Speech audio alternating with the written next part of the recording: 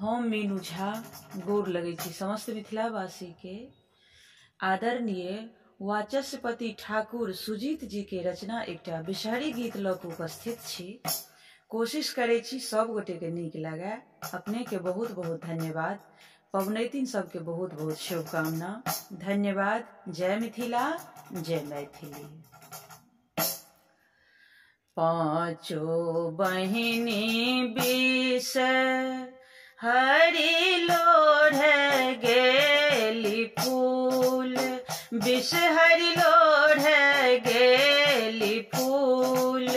राम छोटकी बहिनी बिष हरि रसता गेली भूल। राम छोटकी बहिनी बिष हरि रसता गेली भूल। बेली लोढ़ल चंपा लोढ़ल लोढ़ल हे अरहुल, बिष हरि लोढ़ल हे अरहुल। राम गुलाब लोढ़त बिष हरि हाथ गरल सूल। राम गुलाब लोढ़त बिष हरि हाथ गरल सूल। कान लगली खीज लगली बिष हरि माय, आहे बिष हरि माय। राम के ये लोढ़त फूल के ये बैदा देत बजाय। राम के ये लोढ़त फूल के ये बैदा देत बजाय। कानती कानती बिष हरि कंठ रे सुखाए, बिष हरि कंठ रे सुखाए।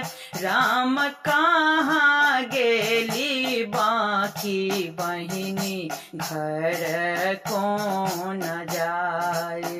राम कहाँ गेली बाकी बहिनी घर कौन जाए। जूनी कानु जूनी खीजु बिष हरि हे माय, आहे बिष हरि हे माय।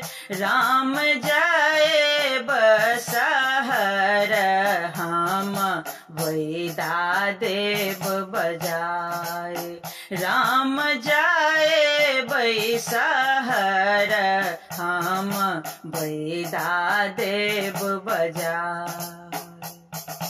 कहबै हम मलिया भैया चानन फूल लाए, आहे चानन फूल लाए।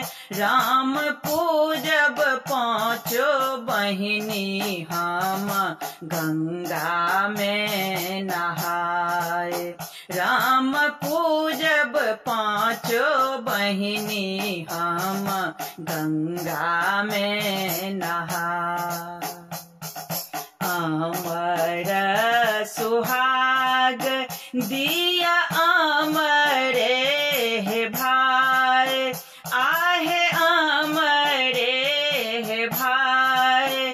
राम सदा रहब बिष हरि पबनैतिन पर सहाय। राम सदा रहब बिष हरि पबनैतिन पर सहाय।